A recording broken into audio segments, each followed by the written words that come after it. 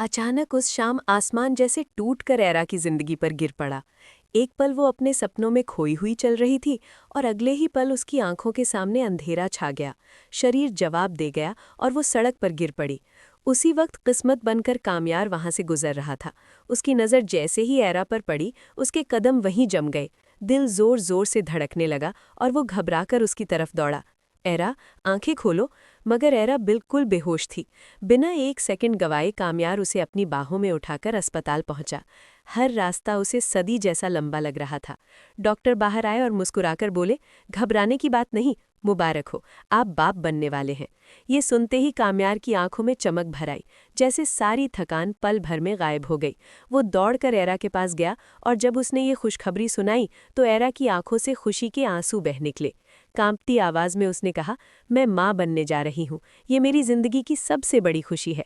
कामयार ने उसका हाथ थाम लिया और वादा किया कि अब हर कदम पर उसके साथ रहेगा। मगर खुशियों के बीच भी साए पीछा नहीं छोड़ते।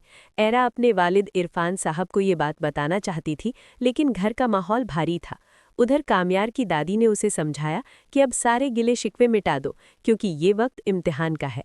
इसी उम्मीद में कामयार एरा को बाहर घुमाने ले गया ताकि उसका मन हल्का हो, लेकिन रास्ते में तेज रफ्तार गाड़ी ने उनकी कार को टिक्कर मार दी। जोरदार धमाका हुआ, कामयार वहीं बेहोश हो गया और एरा किसी तरह बच गई। कांपते हाथों से वो उसे दोबारा अस्पताल लेकर पहुंची। होश में आते ही कामयार के दिल में शक पैदा हुआ। उसे एहसास हो गया कि ये सिर्फ हादसा नहीं था, बल्कि किसी की साजिश थी। जांच हुई और सच सामने आ गया कि इसके पीछे फरीहा थी, वही फरीहा जो बाहर से मासूम और अंदर से जहर थी। कामयार गुस्से में उसके घर पहुंचा और उसकी फोन पर कई बातें सुन ली कि वो एरा को मां नहीं बनने देगी, क्योंकि उसे डर था कि बच्चा आ गया तो कामयार हमेशा के लिए उससे दूर हो जाएगा। बस यही सुनकर कामयार का सब्र टूट गया। वो फरीहा को पकड़कर सीधे एरा के सामने ले आया। सवालों की बारिश हुई, जवाबों में सिर्फ नफरत थी। एरा का दिल छलनी हो गया और गुस्से में उसने फरीहा को थप्पड़ मारते हुए कहा कि पहले उसकी शादी तोड़नी चाहिए और अब उसके बच्चे की जान लेने चली थी। आखिरकार फरीहा पुलिस के हवाले कर दी गई। उधर जब इरफान साहब को एरा की प्रेगनेंसी का पता चला तो उनकी आंखें भर आईं। वो खुद एरा से मिलने आए और कांपती आवाज में माफी मांगी कि मुश्किल वक्त में वो उसका साथ नहीं दे पाए।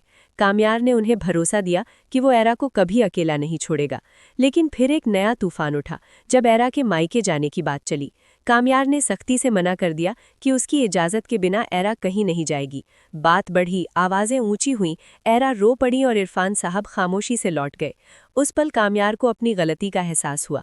उसका दिल पिघल गया और उसने फैसला किया कि वो खुद एरा को उसके वालिद के घर छोड़कर आएगा।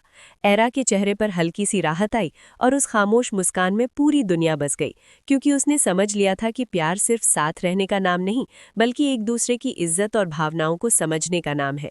और इस कहानी का सबसे बड़ा सबक यही है कि रिश्तों को बचाने के लिए कभी-कभी अपने अहंकार से हार माननी पड़ती है, क्योंकि जहां सच्चा प्यार होता है वहां साजिशें हार जाती हैं, नफरत मिट जाती है और जिंदगी फिर से उम्मीद की रोशनी से जगमगा उठती है।